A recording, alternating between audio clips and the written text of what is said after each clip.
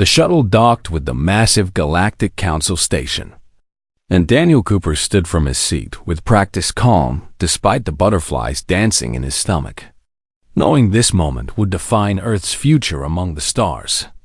Though he couldn't have imagined how right he was about that. He was a compact man by human standards, standing at 5 feet and 4 inches tall, with brown hair cut military short and steady gray eyes that had seen him through a dozen difficult negotiations on Earth. And now he would represent his entire species to a galaxy that had watched humanity from afar for decades, before finally extending an invitation to join the council. The airlock hissed open and Daniel stepped through carrying Max's specialized travel carrier in one hand and his diplomatic briefcase in the other, entering a corridor so vast it could have swallowed a city block, with ceilings that soared at least 50 feet overhead and walls that gleamed with bioluminescent patterns pulsing in colors his eyes struggled to process.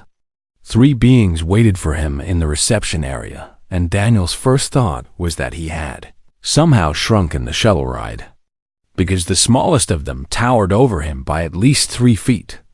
Commander Zixter was the first to approach, his reptilian form covered in emerald scales that caught the light like precious gems, and his vertical pupils fixed on Daniel with what could only be described as amusement bordering on contempt. Standing easily 8 feet tall with a tail that added another 4 feet to his impressive length. So this is the human delegate. Zixter's voice came through the translation device attached to Daniel's collar, carrying a tone of barely concealed mockery. Earth sends us their warriors, I assume. Their strongest and most impressive specimens. Daniel kept his expression neutral and extended his hand in the human greeting gesture. Though he knew Zixter wouldn't take it.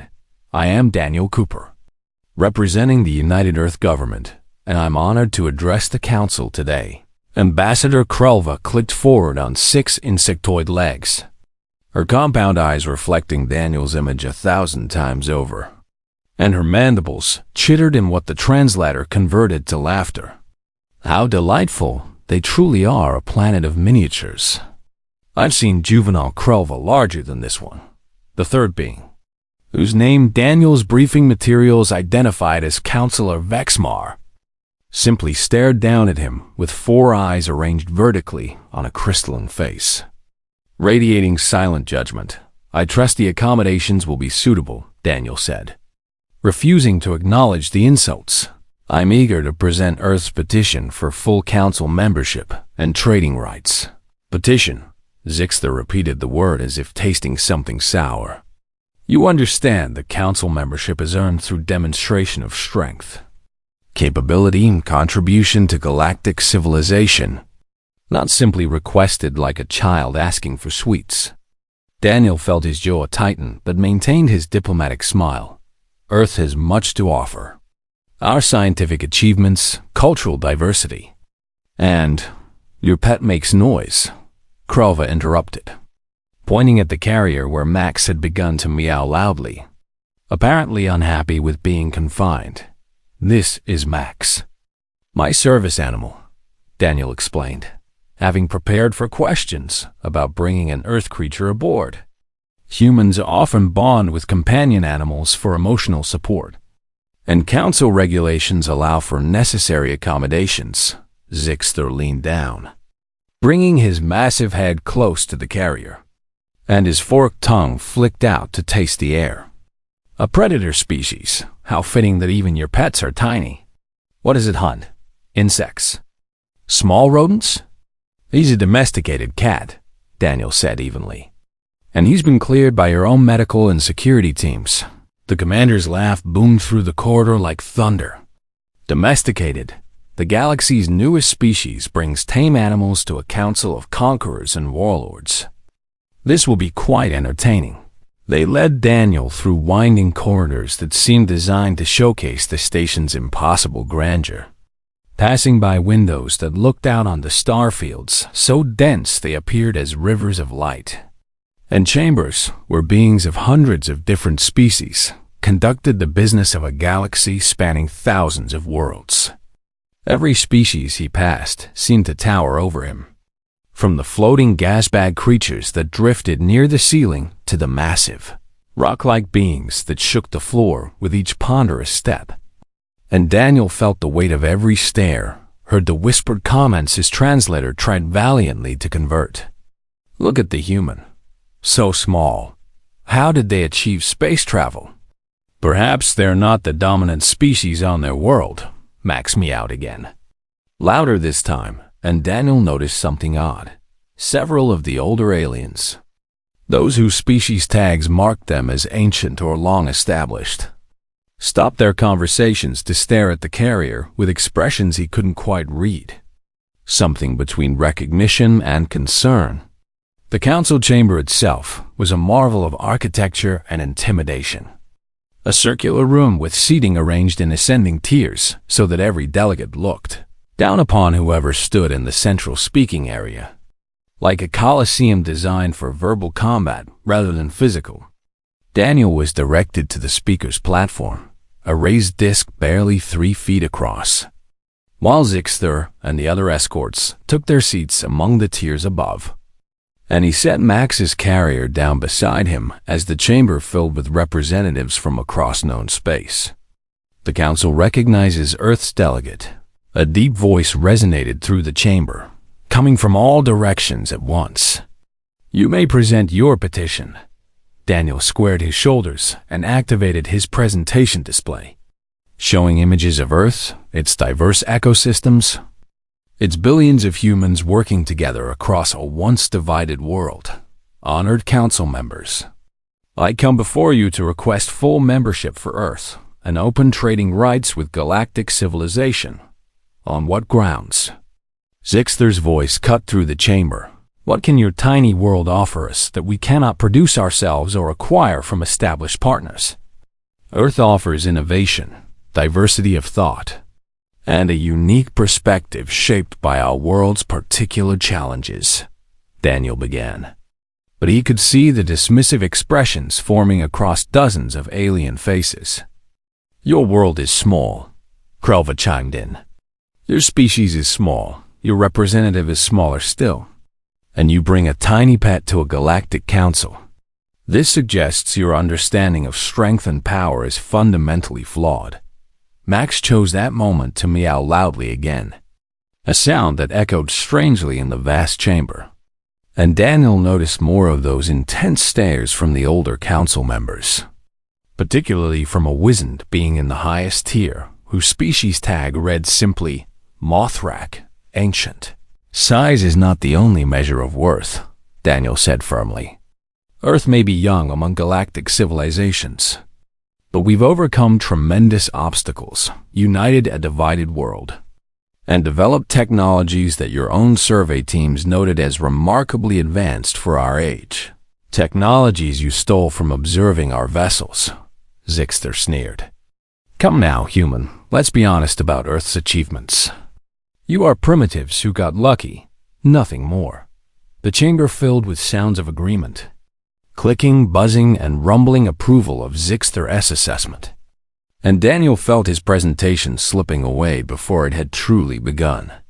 The council has heard enough, the omnipresent voice announced. We will adjourn to consider Earth's petition. Though I suspect the outcome is predetermined, serve the strong, human, and perhaps your species will earn a place in our civilization. As the chamber began to empty, Daniel looked down at Max's carrier and whispered, Well, buddy, that could have gone better. Max's green eyes stared back at him through the mesh, and for just a moment, Daniel could have sworn they glowed with a light that had nothing to do with the chamber's illumination. A golden radiance that appeared and vanished so quickly he convinced himself he'd imagined it. But he hadn't imagined the way Elder Mothrak was staring at the carrier. His ancient face twisted in an expression that looked remarkably like fear.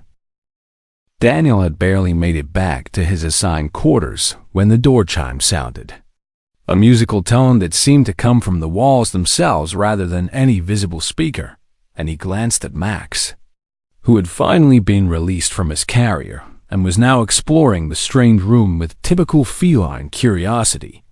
"Come in," Daniel called, expecting perhaps Captain Lisa Morgan, the human security escort who had been assigned to help him navigate the station.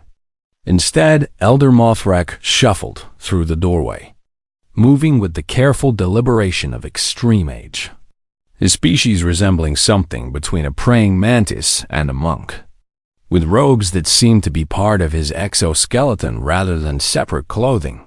"Forgive the intrusion." The elder's voice was soft, almost gentle, a stark contrast to the harsh tones Daniel had heard all day. "But we must speak privately, immediately, before you make a terrible mistake." Daniel gestured to the room's seating area. Though the furniture seemed designed for beings much larger than himself, "Of course, Elder Mothrak. Though I'm not sure what mistake you're referring to." The ancient being's compound eyes fixed on Max, who had paused in his exploration to sit near the window, silhouetted against the starfield beyond. "That creature, you call it a cat?" "Yes, Max is a domesticated feline from Earth," Daniel confirmed, confusion creeping into his voice. "Is there a problem with the medical clearance?" "Medical clearance?" Mothrak's laugh was like wind through dry leaves. "My young human friend, bringing a Terran feline to this council is perhaps the most dangerous thing anyone has done in 10,000 years. And you did it unknowingly, which makes it either wonderfully innocent or catastrophically naive." Daniel felt a chill run down his spine despite the comfortable temperature. "I don't understand. Max is just a pet." "He's harmless. Harmless," the elder repeated, settling carefully onto a bench. "Tell me, does your species keep historical records, stories from before your written history?" "We have myths and legends," Daniel said slowly. "Stories passed down through generations before we developed writing." "Then perhaps you have stories of cats," Mothrak suggested. "Of how they came to live with humans, of why they chose your species above all others on your world." Daniel shrugged. "There are theories that cats domesticated themselves, that they started living near human settlements to hunt rodents attracted to our grain stores. And over time we formed a mutually beneficial relationship." Mutually beneficial.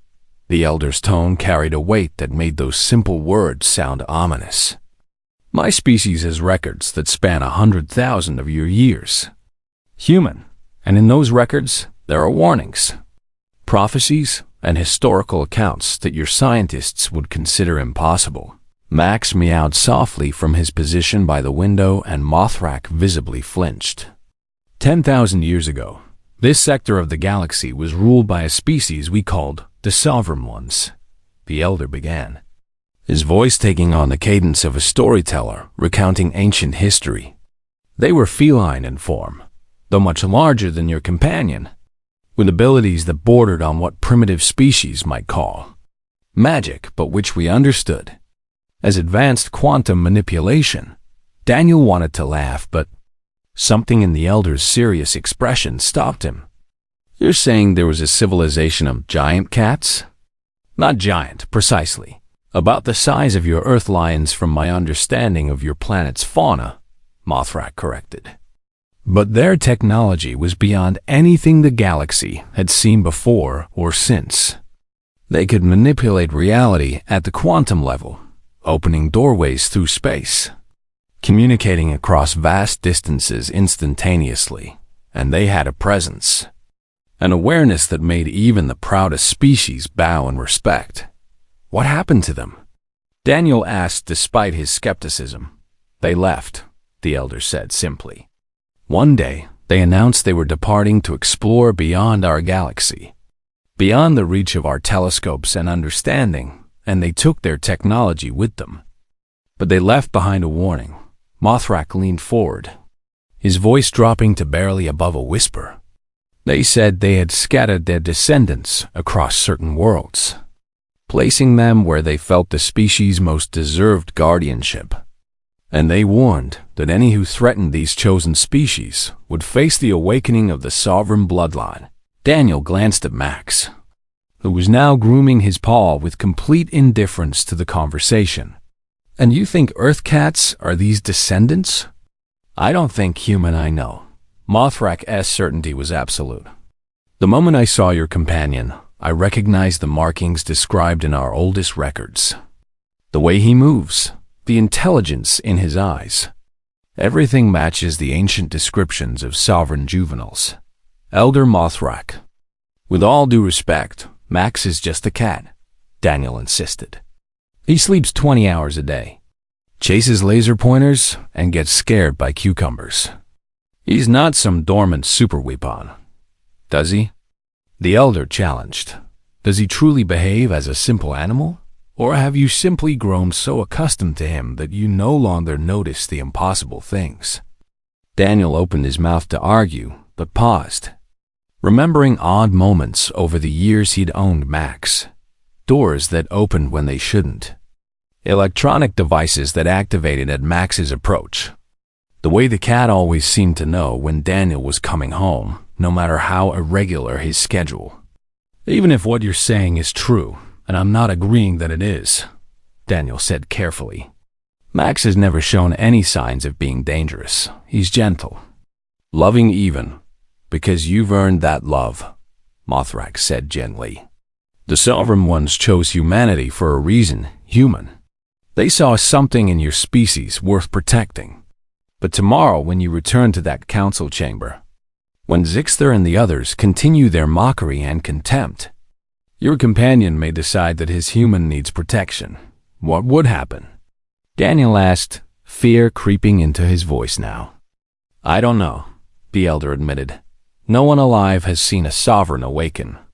But our records speak of entire fleets reduced to scrap, of weapon systems turning against their creators, of technology itself rebelling at their command.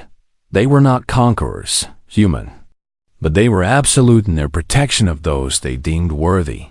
Mothrak stood, his movements stiff with age. I've warned you, as my conscience demands. What you do with this information is your choice. But perhaps consider leaving your companion in these quarters tomorrow. For everyone's safety, after the elder left, Daniel sat in silence for a long time, watching Max explore the quarters.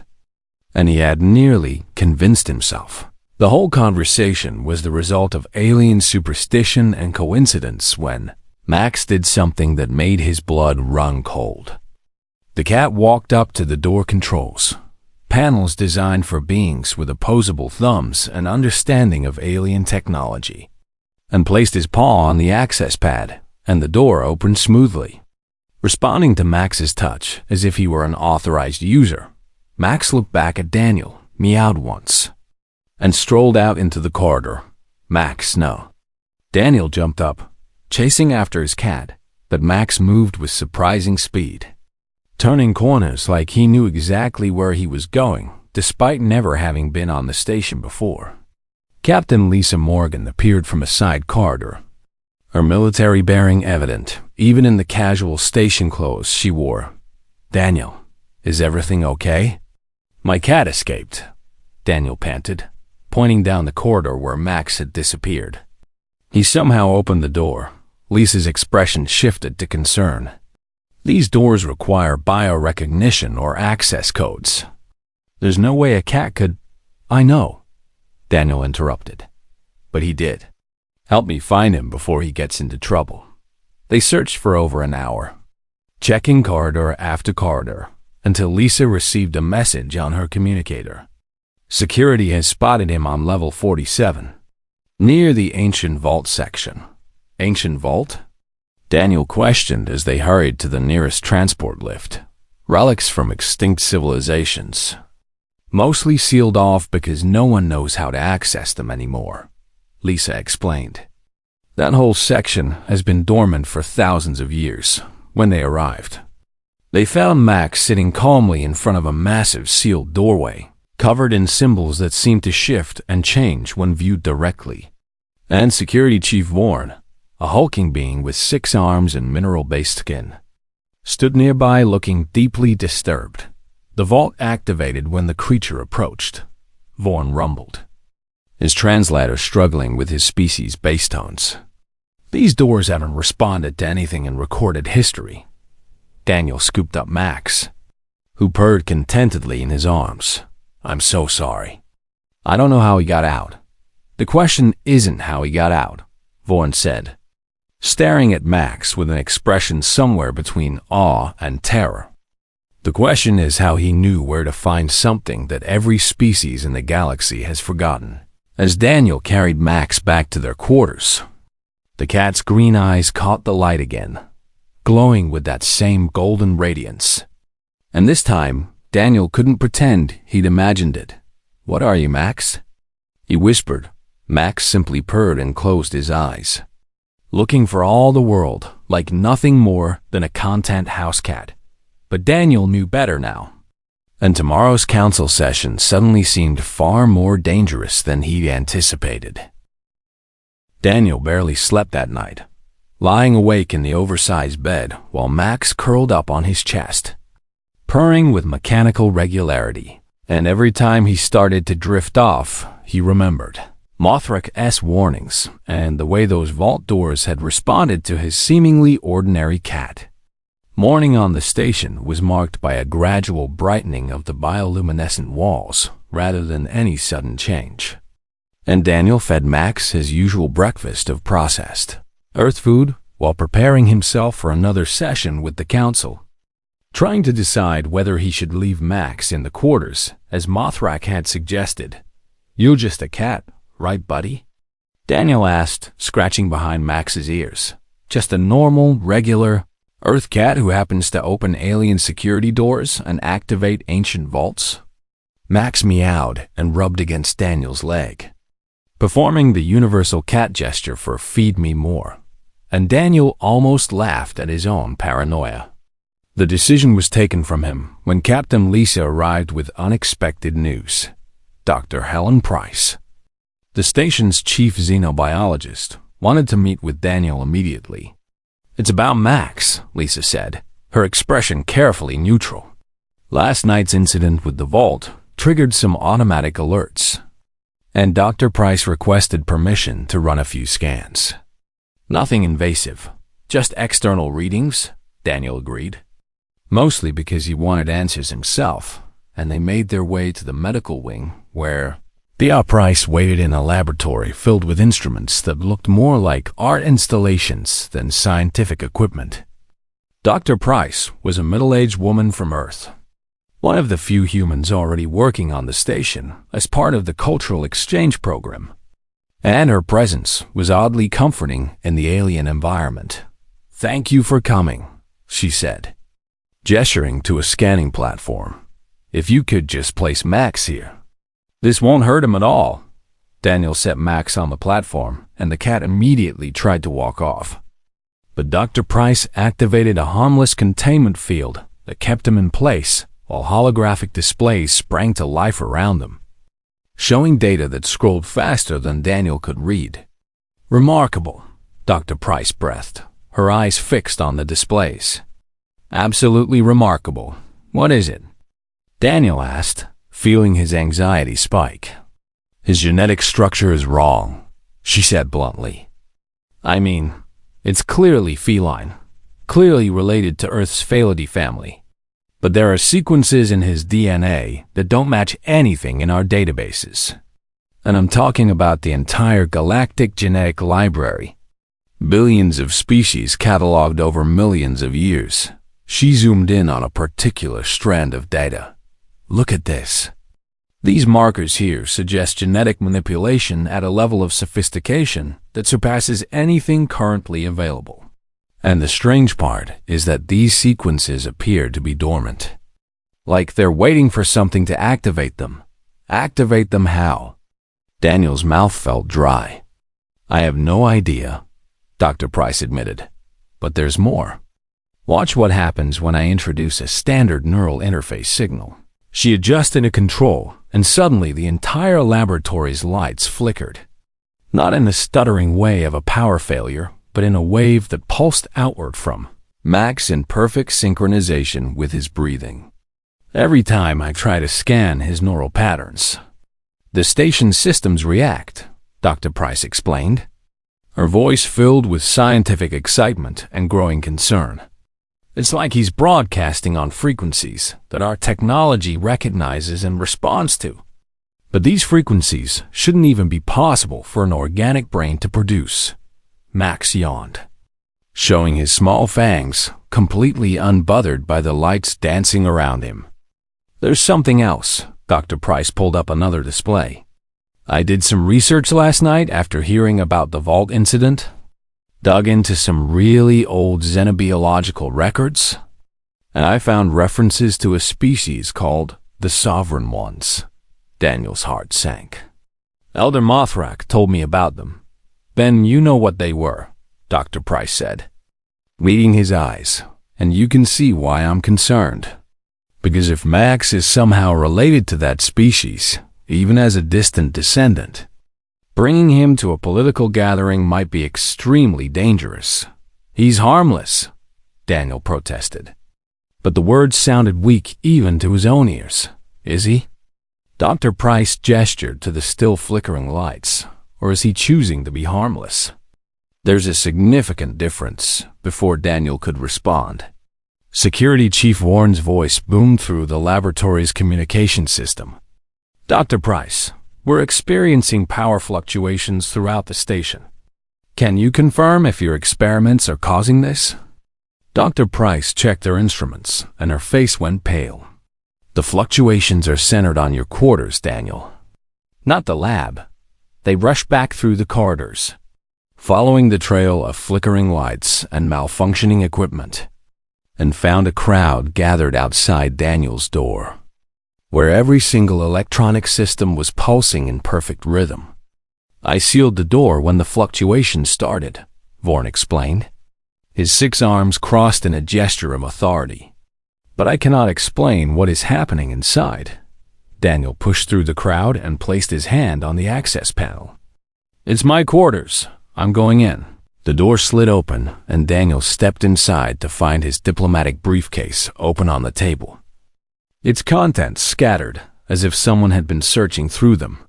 And sitting in the middle of the mess was Max, one paw resting on Daniel's tablet, which displayed images from his presentation about Earth. Max, what did you do? Daniel asked, and the moment he spoke, the power fluctuations stopped. Every system returning to normal simultaneously. Max meowed and jumped down from the table, walking to his food bowl as if nothing unusual had occurred. I think, Dr. Price said from the doorway, that he was looking at your presentation materials, which suggests a level of intelligence and curiosity far beyond a normal animal. Daniel didn't have time to process this revelation because Lisa appeared with a reminder. His second council session was scheduled to begin in 30 minutes. He made the decision to bring Max despite the risks, partly because he didn't trust what the cat might do if left alone, and partly because some instinct told him that Max wanted to be there. The council chamber was even more crowded than the day before, word having spread about Earth's petition and the council's likely rejection. And species throughout the station had come to witness what many saw as entertainment, watching a primitive world get put in its place. Daniel took his position in the central speaking area and placed Max's carrier beside him, expecting more mockery but receiving instead an eerie silence as the assembled delegates stared at the carrier with unusual intensity. Commander Zixter rose from his seat, his scales gleaming under the chamber's lights. The council has reviewed Earth's petition and finds it lacking in merit. Your world has nothing to offer that justifies full membership, and your presence here demonstrates why smaller species should serve rather than lead. I disagree, Daniel said, keeping his voice level despite his anger. Earth has successfully unified a divided planet, developed sustainable energy systems, and created art and culture that enriches the human experience. These achievements speak to our potential. Potential is not achievement, Zixter sneered. You want to know what I think of human potential? I'll show you. He activated a holographic display that showed footage from Earth's history, wars, conflicts, environmental destruction. All the worst moments of humanity's past played out for the entire council to witness. This is your species, Zixter's voice dripped with contempt. Violent, short-sighted, unable to cooperate even among yourselves. And you dare to ask for equality with civilizations that have maintained peace for millennia. Daniel felt his face flush with shame and anger. Not because Zixter was entirely wrong, but because the commander was deliberately ignoring all the context. All the progress humanity had made, those images are from our past, Daniel argued. We've learned from our mistakes, grown beyond. You've learned nothing, Zixter interrupted. You remain primitives playing at civilization. And this council has better things to do than coddle a species too weak to earn respect through strength. The chamber erupted in sounds of agreement. And Daniel felt his carefully prepared arguments crumbling under the weight of predetermined judgment. That's when Max's carrier began to shake, not violently but with a steady rhythm. And the mesh door unlatched itself despite being locked, swinging open to release the orange tabby cat who stepped onto the chamber floor with the dignity of royalty. Even your pet abandons you, Krelva chittered. How fitting. But Elder Mothrock rose from his seat, his ancient voice cutting through the mockery. Everyone stop. Do not move. Do not speak. Max walked to the center of the speaking area, his tail held high, and sat down precisely in the middle of the circular platform. And that's when the ancient holographic systems activated. The chamber had been built by long-dead civilizations, incorporating technology from species that had vanished before most current members had even achieved spaceflight. And these systems had been dormant for so long that most delegates had forgotten they existed. Now they blazed to life, projecting symbols in a language that hurt to look at directly. Characters that seemed to exist in more dimensions than the eye could process. And every symbol oriented itself toward Max, as if the cat were the center of the universe. The entire council chamber fell silent, and in that silence, Max's eyes began to glow with golden light that had nothing to do. The golden light emanating from Max's eyes intensified until it filled the entire chamber with a warm radiance that seemed to bypass physical sight and speak directly to every being's consciousness. And Daniel felt something vast and ancient brush against his mind, familiar yet utterly alien. Like hearing his cat's purr amplified across dimensions he couldn't name. The holographic symbols swirled faster now, forming patterns that Daniel's human brain struggled to comprehend, but somehow understood on a level deeper than conscious thought. And through those patterns came a presence. A consciousness that had been sleeping for thousands of years in the small body of an orange tabby cat. Do not be afraid, the voice resonated through the chamber, though Daniel couldn't tell if he heard it with his ears or his mind. And the voice was Max's meow transformed, translated, expanded into something that carried the weight of ages. Commander Zixter had frozen in place, his earlier arrogance replaced by something that looked remarkably like terror. And throughout the chamber, species that had stood proud and confident moments before now shrank back in their seats. What are you? Chancellor Drevok demanded from the highest tier, his crystalline voice cracking with strain. I am Max, the presence answered simply. I am a cat, a companion to Daniel Cooper of Earth. And I am also a descendant of those you called the Sovereign Ones, though we never used that title ourselves. We were simply the Guardians, and we still are. Even in our diminished form, the holographic display shifted, showing images of a civilization that had spanned galaxies. Beings that resembled great cats with coats that shimmered with colors beyond the visible spectrum. And they moved through space itself as if it were merely another room to explore. 10,000 years ago, my ancestors decided to leave this galaxy. Max's voice continued, gentle but absolute, not because we were forced out or defeated, but because our curiosity demanded we see what lay beyond.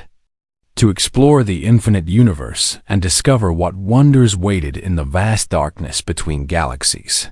The images showed massive ships that looked more like living creatures than machines, departing in a fleet that stretched across star systems. But before we left, we made a choice. We had observed countless species across millions of years, watched civilizations rise and fall, seen the patterns of cruelty and kindness that defined galactic history. We decided to leave guardians behind, Max explained. And new images appeared, showing the great cats selecting certain worlds, certain species, not to rule or control, but to protect the species we believed showed the most promise, the ones who deserved a chance to grow without being crushed by those who valued strength over wisdom. Daniel's throat felt tight as he realized what this meant. We chose Earth, Max said, confirming his thoughts. We chose humanity. Not because you were strong or technologically advanced. Not because you had conquered your world or dominated your ecosystem, but because in all our observations, we saw something rare and precious. The capacity for compassion toward those weaker than yourselves. The hologram showed ancient Earth. Primitive humans sharing food with the first wild cats who dared to approach their settlements. Children playing gently with kittens. Families taking in strays despite having barely enough resources for themselves. We watched humans struggle and fight, make terrible mistakes, and commit awful cruelties, Max acknowledged. But we also watched you choose mercy when vengeance would have been easier. Watched you protect the vulnerable, even at cost to yourselves, and we saw a species worth nurturing, worth protecting. So we left our descendants on your world. The ancient consciousness continued. We altered our genetics to produce smaller forms that would fit into human homes and hearts. We programmed our bloodline to remain dormant unless our chosen species needed us. And for 10,000 years, we have lived among you as house cats. As companions, as friends. Zixter found his voice. Though it shook with barely controlled fear. You've been watching us. All of galactic civilization. For 10,000 years? No, Max said, and there was a hint of feline amusement in the tone. We've been sleeping, living peaceful lives with the humans we love. Chasing birds and napping in sunbeams, being exactly what we appear to be. Cats. Then why reveal yourself now? Elder Mothrak asked, his ancient voice filled with something close to reverence.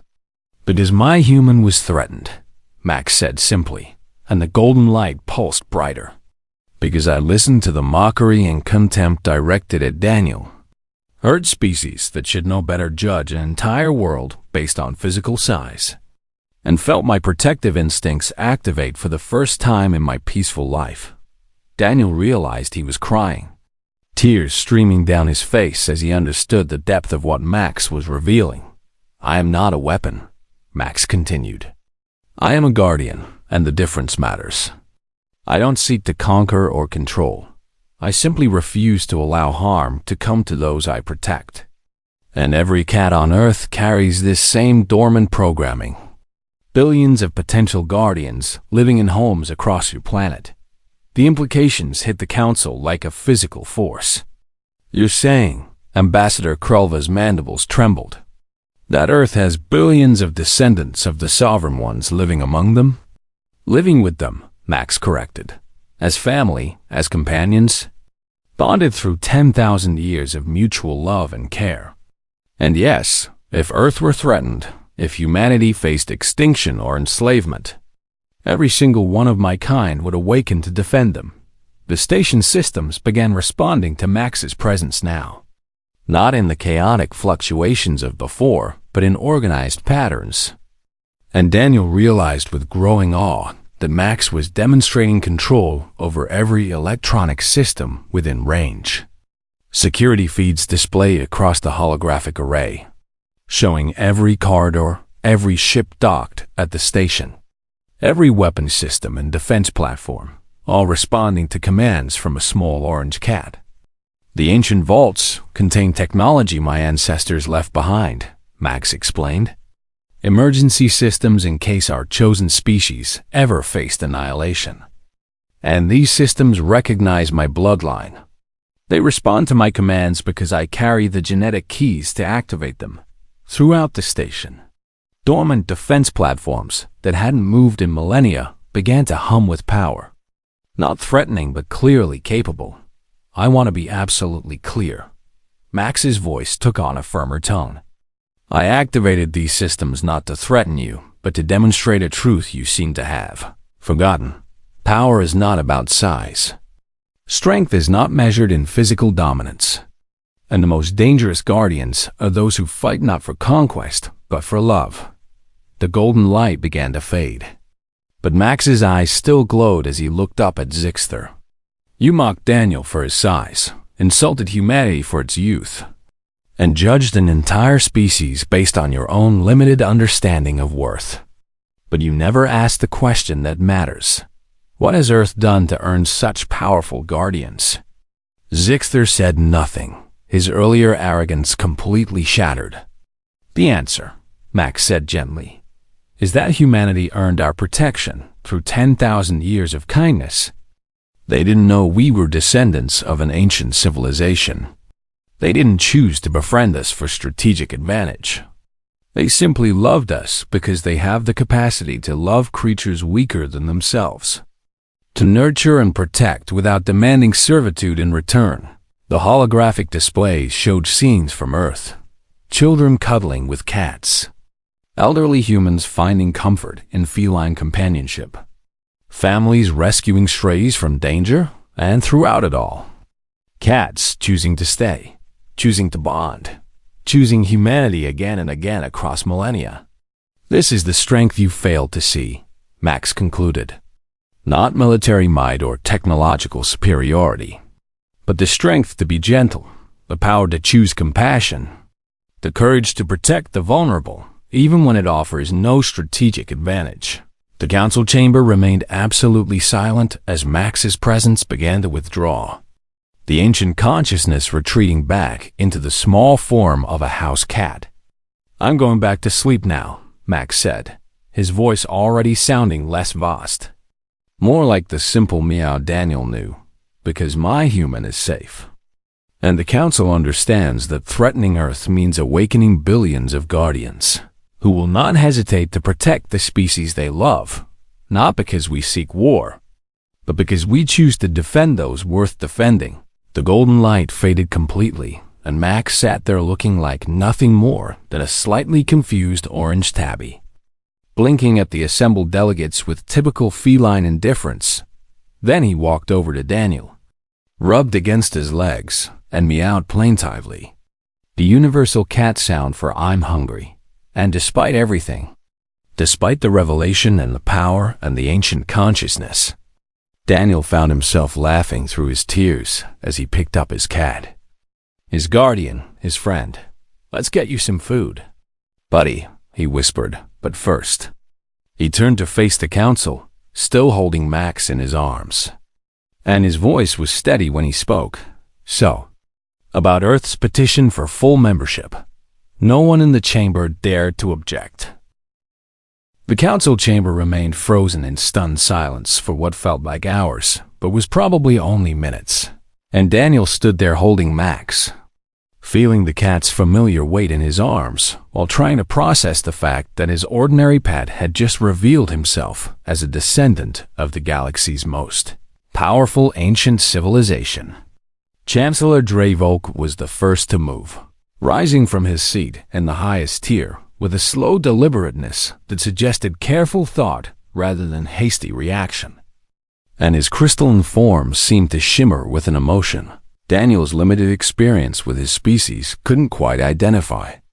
On behalf of the Galactic Council, Dreyvolk's voice rang through the chamber with formal precision. I offer humanity and its representative our deepest apologies for the disrespect shown during these proceedings. We have failed in our duty to evaluate species based on merit and potential rather than physical appearance and cultural assumptions. Commander Zixter rose next, and the proud reptilian who had mocked Daniel so cruelly now looked diminished somehow. as if the revelation had physically shrunk his imposing stature. "I spoke in ignorance and arrogance," he said, his voice lacking all its earlier contempt. "I judged your species without understanding, and in doing so, I not only insulted humanity, but demonstrated my own lack of wisdom. I formally apologize and withdraw all objections to Earth's petition." Similar statements came from around the chamber as delegate after delegate acknowledged their mistakes. And Daniel felt a strange mixture of vindication and discomfort, because this wasn't how he had wanted to earn the council's respect. "May I speak?" Daniel asked, and the council immediately fell silent, granting him a level of attention he hadn't received before. "Earth didn't come here seeking fear or dominance," Daniel began, adjusting his hold on Max, who'd started to purr contentedly. "We came seeking partnership, cooperation, and the chance to contribute to galactic civilization. And while I'm grateful for the Council's change of heart, I don't want that change to be based solely on fear of what Max and his kind could do if threatened. I don't want that change to be based threatened." He looked around at the assembled delegates. Meeting as many eyes as he could, humanity earned the protection of the Guardians through 10,000 years of simple kindness, through choosing to care for creatures who couldn't offer us military might or technological advantage. And that's the strength I want the Council to recognize, not the power of our Guardians, but the character that earned their loyalty. Elder Mothrak nodded approvingly from his seat, and Daniel felt encouraged to continue. "Earth has made mistakes. Terrible ones," Daniel acknowledged. "We fought wars, damaged our environment, and sometimes failed to live up to our own ideals. But we've also learned, grown, and built a civilization that values compassion, creativity, and cooperation. These are the qualities we offer to the galactic community." Ambassador Krelva clicked forward slightly in her seat. "You speak of partnership, but you must understand that the revelation of Earth's Guardians fundamentally changes the power dynamic, whether you wish it or not. Your world now commands respect through strength. Then we'll have to work to earn respect through our actions instead," Daniel replied firmly. "Yes, Earth has powerful Guardians, but we don't want to build our relationships on threats and fear. We want to trade knowledge, share culture, and contribute to solving the challenges that face all species in the galaxy." Dr. Price's voice came through Daniel's communicator. "Daniel, I'm monitoring the station systems, and the ancient defense platforms are still active. They're not threatening anything, but they're definitely powered up and waiting." Max meowed and shifted in Daniel's arms, and immediately the holographic displays flickered back to life, showing the defense platforms beginning to power down, returning to their dormant state as if responding to an unspoken command. "As you can see," Daniel said with a slight smile, "our Guardians respond to peace as readily as they respond to threats. Max activated those systems to protect me, and now he's deactivating them because the danger has passed. This is the relationship Earth wants with the galaxy. Peaceful cooperation with the strength to defend ourselves if necessary, but always preferring dialogue over conflict." Chancellor Dreva considered this for a long moment before speaking. "The Council recognizes Earth's petition for full membership and grants it immediately, along with open trading rights and access to galactic information networks. Furthermore, we propose that Earth serves on the Council's diplomatic committee, as your species clearly has insights into building relationships across power imbalances that we could benefit from learning. We accept with gratitude," Daniel said, "and we look forward to contributing to the Council's work. There is one question I must ask," Zixter said, his tone now respectful rather than mocking. "The Guardians left behind technology and defense systems across the galaxy. Who controls these now? Is Earth suddenly the most powerful military force in known space?" Max chose that moment to yawn, showing his small fangs, and then jumped down from Daniel's arms, to investigate a spot on the floor that apparently needed immediate sniffing. "I think," Daniel said, watching his cat with affection, "that Max and his kind control those systems. And they'll use them only to protect humanity if we're threatened with extinction or enslavement.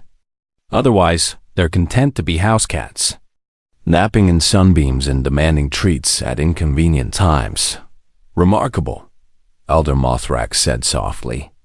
"A species powerful enough to rule the galaxy, choosing instead to live as beloved companions. This speaks to a wisdom we have forgotten in our pursuit of expansion and influence." The council session continued for several more hours as details were worked out, trade agreements established, and cultural exchange programs proposed. And through it all, Max alternated between sleeping in his carrier and wandering the chamber floor, receiving respectful nods and careful distances from delegates who now understood exactly what he represented. Captain Lisa arrived with another human delegate, a woman named Karen White, who had been stationed on a nearby world and rushed to the station when news of the revelation spread through human channels. "I had to come see it for myself," Karen said, staring at Max with wide eyes. "Every cat on Earth is a descendant of the Sovereign Ones.